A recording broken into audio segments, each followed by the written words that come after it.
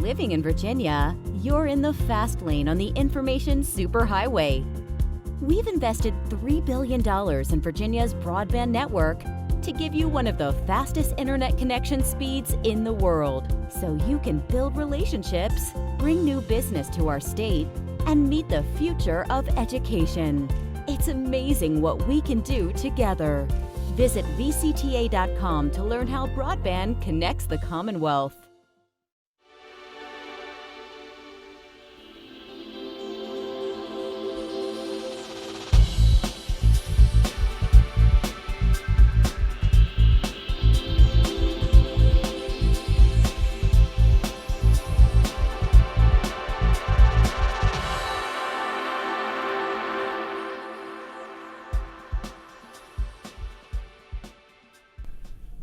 Welcome to a special edition of Cable Reports, brought to you by the VCTA Broadband Association.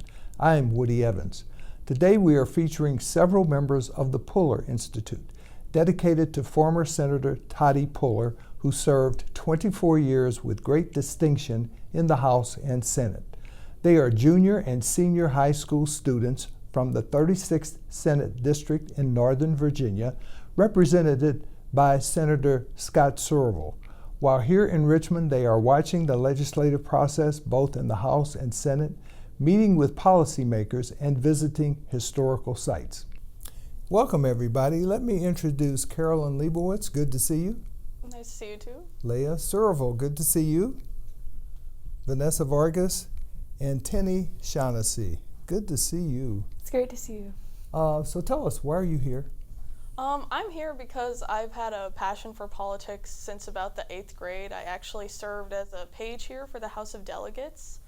And I remember one of our projects as pages was to craft mock legislation and present it to our entire class. And it was for an issue we really cared about, so we got to pick whatever we wanted. And I worked really hard on my bill, and I was worried to present it, and I was super nervous, but then I presented it and it passed. And since then, I've just felt so much enthusiasm and passion for politics, and even then it sort of solidified for me that that's something I want to continue on for the rest of my life. And so I've been involved with elections and political programs ever since, and the Puller Institute just seemed like another great opportunity to come back to Richmond. Great. And Leah, I know you want to talk to us about the Equal Rights Amendment. Yeah, so we came here on Sunday night, and yesterday the House and the Senate both voted to ratify the ERA. And you know, it's such like a monumental thing, it's a historical thing, and I never thought that I'd be able to just even be near it when it happened, because you know, it's like decades in the making, and it's so important. And like, as a woman and all of us here, and for like the 160 million women around the entire country, like it's so important to have all those equal rights under the Constitution of the United States. And I just didn't think that I would have the opportunity to be here when that happened, because it seemed so important. Like, I'm just a high school kid, I'd never be able to be even near it. And like this program, like all of us are here. We were here yesterday. We got to sit in on the press conference where they talked about everything that they've done to pass it and get support here in Virginia, and all the work of all like the amazing women and men who have worked to get this ratified. And it was just so cool to be here for that. And it was so cool to just say that I was in the building when and where the ERA was ratified, and that I got to meet some of the people who made that happen. And we got to be here for that, and that was just so amazing. Great. Vanessa, I know that you attended a meeting with your colleagues with the Attorney General, Mark Herring. Yeah. What did you learn from that meeting? So during the meeting, we kind of talked about the roles that he has within the Commonwealth and kind of what he stands for and the things that he does for us. And it was really cool, because I feel like when you're hearing about like politicians on TV, it kind of like, it's just like, yeah, like he's the Attorney General. But I mean, like seeing him and talking to him and knowing that he's fighting for me and the people of the Commonwealth is just really awesome. And it's just really good to like put a name to a face and like just know that he genuinely cares. Well, what were some of the things he talked about in terms of what he's working on behalf of the citizenry? He was really big on the ERA, he fought for that a lot. And then just passing legislation for environmental justice and things like that, and just fighting for civil rights within the Commonwealth. And Tenny, I know that you've also been involved with some advocacy groups since you've been here. Talk to us about them. Oh yes, so we met with Ms. Sue Sheila of the PVLC, and I think she's a major member of the PVLC, and she's a lobbyist. So basically, when bills are being passed in the General Assembly or just in general are being proposed, she'll go in and either give her support or back off on the bills. And additionally, one incredibly inspiring person who we met was Mr. Luis Aguilar, who was one of the major members of the CASA Corporation, and in all honesty, meeting him and talking to him was just such an inspiration. I just truly believe he's just a symbol that America is moving towards a more progressive and bright and tolerant future. CASA actually helps many immigrants who are coming to the United States get English lessons, help them pass their citizenship exams, and just gives them kind of a more safe and happy environment for them to live in the time period that they're there. And I just think that Mr. Luis Aguilar and his struggles and how amazing a person he is now really I think he stands for a bright future that in all honesty I'm very excited for. Great. And Caroline, you talked about your experience as a page and politics. Do you think you might run for office at some future date? Maybe. We'll see. We'll see. I care a lot about a lot of different things, and being able to stand up for what I believe in and hopefully help other people like me, help offer a voice for as many people as I can would be an incredible experience, but I'm not sure yet. And Leah, I'm sure you've heard a lot of politics talked at the dinner table or whenever you gather with your family members. What about you in terms of future political aspirations? I don't know. I mean, I flip back and forth. I always come to Richmond, and every single time I come and I observe everything that happens here, and I see all the people running around the Capitol, it makes me want to be involved. It makes me want to run for something, be part of it. But I'm still really interested in a lot of other things, but politics is so important, and the same with Caroline, being able to be someone that people can look up to and can really do something for other people and help them, that would really be amazing. And I know even people especially teenagers I know tend to underestimate the power of state legislature, and it's so amazing, and it helps so many people, and that would be really cool if I eventually do that. Vanessa, do you have any aspirations beyond what you're currently doing in terms of politics? Absolutely. I definitely want to major in political science in college, and I want to work on some campaigns and work with interest groups. I'm not sure about running for office completely, but I know a big thing that I like to do is just help advocate and get people's voices out in America, and especially in the Commonwealth, who feel like they're silenced and they don't have a say in politics. So when I do get into politics and help these people, that's kind of one of the big things I want to do, just have their issues be heard and make them feel like they matter. And Tenny, do you see yourself maybe running for political office at some point? I definitely do. So as a member of JRTC, my... What is that? JRTC is Junior Reserve Officer Training Corps. Okay. So it's just a little military organization in my school. So my CSM and Colonel, just in our class, they really heavily teach the Army values, one of which is selfless service. So I've been taught that since about freshman year, and it's honestly my dream to serve the community and possibly become a public servant. I hope to do that by either joining the armed forces when I'm older, or becoming a public servant, and just helping to make the community a better place, because it's just given so much for me. Now, Caroline, what about the media coverage of politics? Do you think it tends to exaggerate our differences more than our common interests? Oh, for sure. The polarization right now is just stunting so many kinds of growth that we could be having as a Commonwealth, or just within our local communities, or even as a nation. A lot of the times, as we all know, it's about the drama, less so than about the actual substance of what people are trying to say, and it's focusing only on a very far one way or very far the other way. So it is hard to stay hopeful in times like this when we feel like everyone is so strongly against each other. And I'm hoping that with time that this can change and we can work to try and get past some of our differences and make actual change happen. And Leah, what are your thoughts on this polarization that we're experiencing now? I completely agree with Caroline.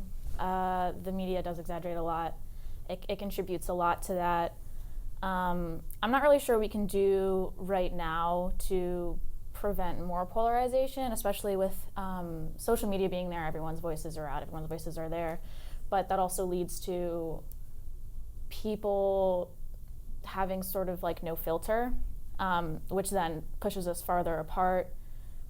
But I'm not really sure what can be done. Same with Caroline, you just have to be hopeful that eventually everyone will, or the media, especially big news corporations, will begin to understand the negative effects they're having, because they might not know how direct it really is and how polarizing it is to everybody who watches them, and hopefully they can help limit that, and hopefully eventually things will be better. And Vanessa, it's going to take a long time, you think? I think so. I think especially with all of the party polarization and kind of the huge divide in the American society that we have right now, either you're very far left or you're very far right. And I feel like there's kind of no room now in the media and in society for moderate, which is kind of, I feel like, what we need for us to come together, because all we're doing is going farther apart. So I do feel like, especially with the media and the effect that they have on people and how they get their news and their political socialization, I just feel like it's going to take a long time for people to understand that maybe what you're looking at, what you're reading is very biased and it's not the full story that you think that you're getting. Tenny, your opinion? I do agree with Vanessa a lot. It seems that nowadays people, rather than aligning to a certain person due to their policies, are simply aligning to that person due to their parties. Because of this, I do think it's a lot easier to create a deep, deep divide between far left and far right political parties, and I think that the moderates, who would usually, be able to swing left or swing right, are being dragged farther and farther to either side, which ultimately is just going to make the elections a whole lot closer, and it's going to definitely, I think, take a notch down on the difference in diversity and just kind of take away the chance that there are going to be a whole lot of different candidates with different views out there. So we got about 2 minutes left. I want to give each one an opportunity to talk to your fellow students and encourage them about the experience you're having here and why it's important to get involved with the Puller Institute. Well, one thing that was really eye-opening to me is that I've always felt like, I've appreciated state government, but I felt like the place for me was with the federal government. It was super important that I work for the federal government one day. But being here reminds me that the stuff that's happening here is what's really affecting us. Not saying that federal government is not important. It is obviously very important, but I think that we forget that our state legislature here does a lot of the work that is impacting us day to day, and I would like to urge my fellow students to remember that it's important to pay attention to what's happening and what's affecting our communities. Leah? I would say it's a really good opportunity, especially because you get to meet so many important people and observe so many important things. We got to see the ERA pass, that was amazing. But we also got to meet the Attorney General. We're going to meet the Secretary of Education. We're going to meet just so many important people that we wouldn't have the opportunity to meet without this program. Vanessa. I feel like students nowadays, they just feel like they kind of don't have a say in politics. I mean, we're really young, we're just high school students, but the Polar Institute has really shown me that these people care about me, and especially on the local level, like all of the policies that are being passed most directly affect me. I feel like the media and things mostly focus on like the federal level and things like that, and I think it's important to get out, like talk to your legislators, talk to your senator, and things like that, just to have a say. Tenny, we've got a few seconds left. Okay, I'll try and keep this short. I definitely do believe that occasionally I forget how much work is put into maintaining a strong and beautiful community, and I forget that it's us who now have to stand up and be the next generation of leaders in order to maintain that beautiful community. And truly, I just think that this trip has really opened up my eyes to a whole world of like just possibilities for like my career and everything. And I just really think that like now I see that like we are the next generation of leaders, and we're the people who are going to be able to make positive change in this world. Well, thank you for all being here. Really impressive group of students. Please stay with us as we introduce another group of students. Living in Virginia, you're in the fast lane on the information superhighway. We've invested $3 billion in Virginia's broadband network to give you one of the fastest internet connection speeds in the world, so you can build relationships, bring new business to our state, and meet the future of education. It's amazing what we can do together.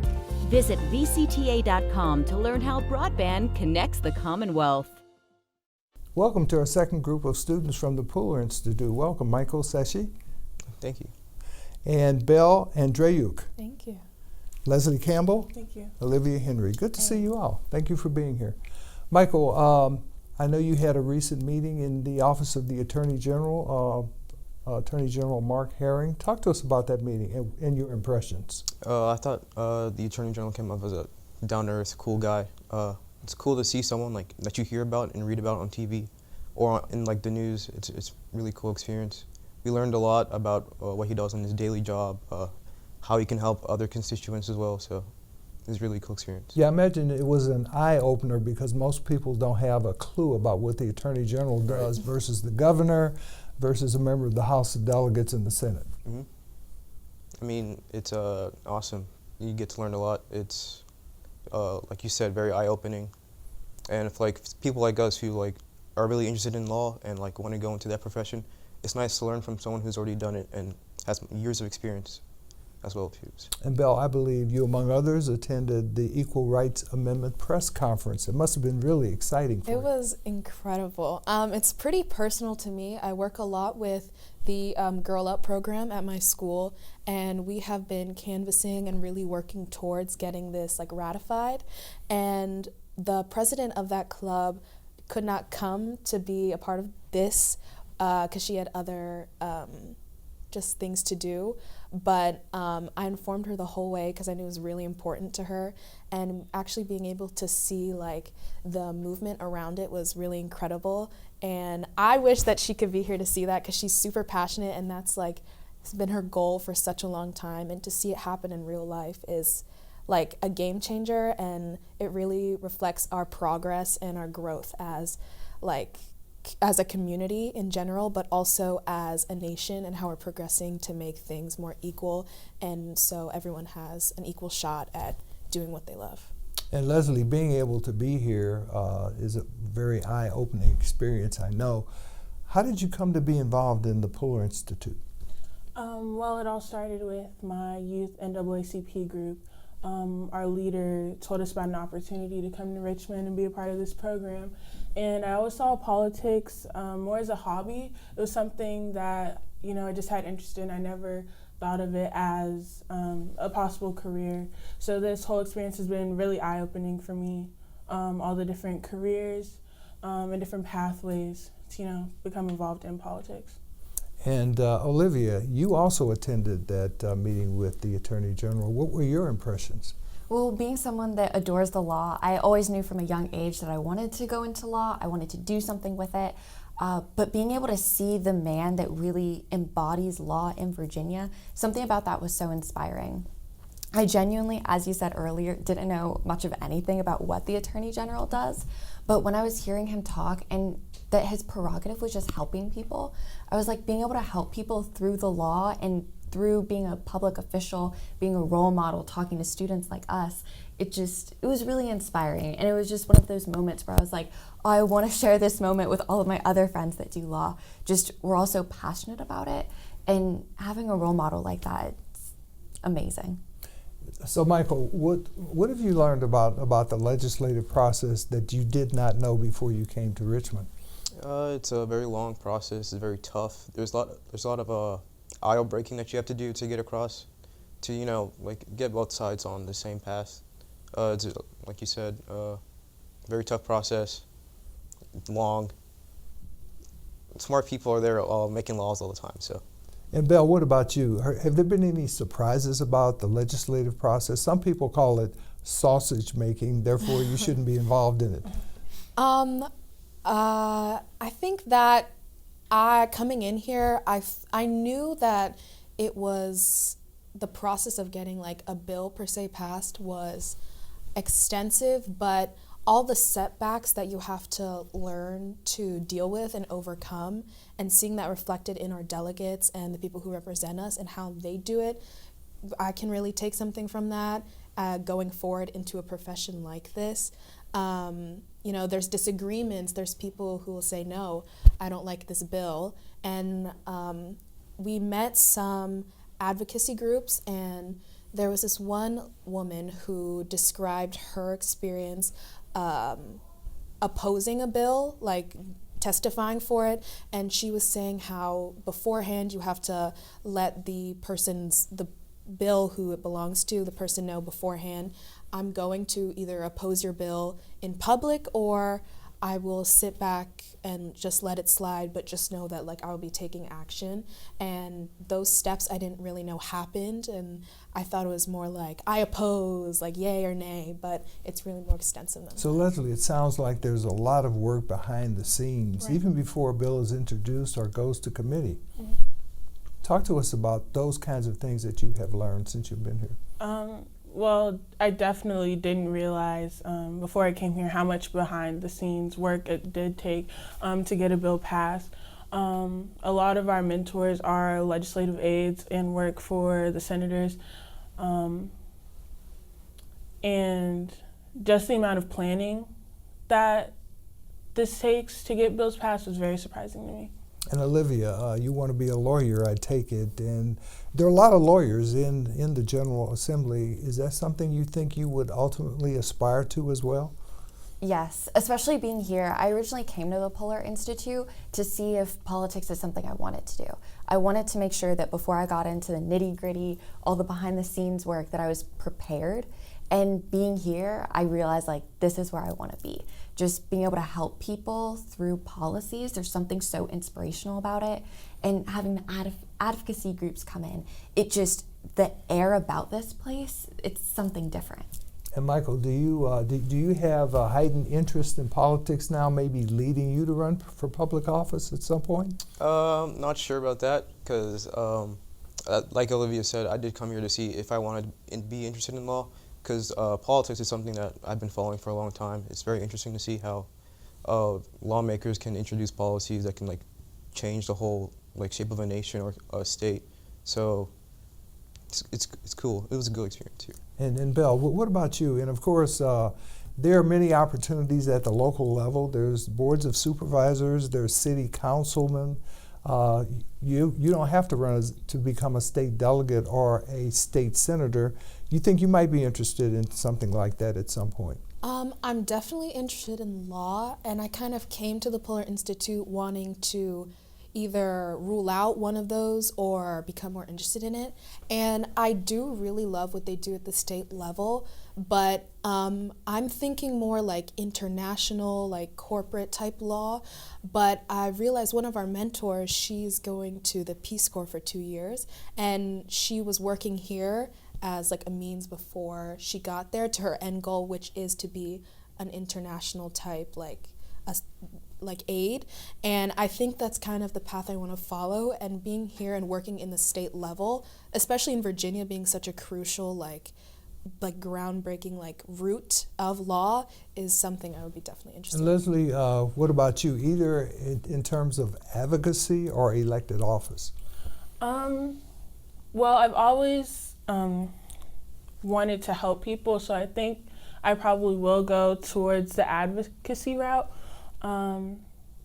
This has definitely been an eye-opening experience. I've been able to see both sides, advocacy and more legislative business, and I think I'm probably going to go towards the advocacy side. And Olivia, it appears that we live in a very polarized society, especially as a result of social media. What are your thoughts on how that impacts the General Assembly? Well, the General Assembly is always influenced by public opinion. And with social media algorithms, those are designed to polarize people. You see views that then reinforce your own ideas. So that's just deepening the rift that already exists. So then that's going to reflect in our General Assembly. You're going to see more partisanship within that realm. So I think that it's one of those issues, like you can't just have one-step solution, but if we could just have people have more empathy, especially in the General Assembly, for people to understand, hey, your constituents, they're gonna be very polarized, but you have to understand that, hey, we do have to work together to get policies that benefit everyone. And Michael, what's your observations about this polarization? It sucks because, it's hard to get things passed when there's so much polarization everywhere. Social media definitely influences too. You see a lot of ads, a lot of campaign things going around. Sometimes they're spreading wrong information that misleads others, and it just sucks because you can't get things done when there's so much polarization. And Belle, your observations? Like Michael said, I believe that polarization is the result of misinformation being spread by outlets like social media. And when people are misinformed, they misinterpret certain laws and bills. An example can be taken as the gun reform laws that are passing and people are trying to fight it. There's definitely a divide in where people support and people don't support something because of the misinformation, and I think it's really important that we do address this and we make sure that people are getting the information they need to make their own decisions. Leslie, what are your views on that subject?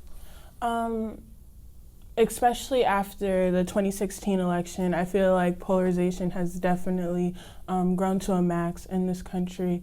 And I feel as if we're not working together as a nation for the good of our people, but it's more of a you against me sort of situation. And I believe that if we can all put our differences aside, obviously there will be differences in what people believe, but if we're able to work for the common good of the nation, that will be able to have a lot of progress. I'm going to go in reverse order this time, but I want to give each one of you a 30-second opportunity to provide some advice to your colleagues, your high school students back home about the Puller Institute and how important it is. I would say, first of all, do it. I honestly, it was a spur-of-the-moment thing that I signed up for it, and I'm so happy that I did. If I could give this opportunity to every single one of my peers, I would. It is life-changing. It gives you so much perspective.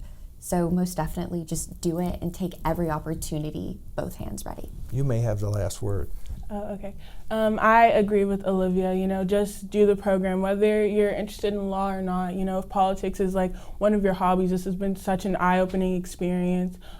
Great one-on-one conversations with all of our mentors, and it was just a lovely couple of days. Well, thank you for all being here. We're going to have to complete this interview. Thank you for watching this special edition of Cable Reports, brought to you by the VCTA Broadband Association. Until next time, I'm Woody Evans.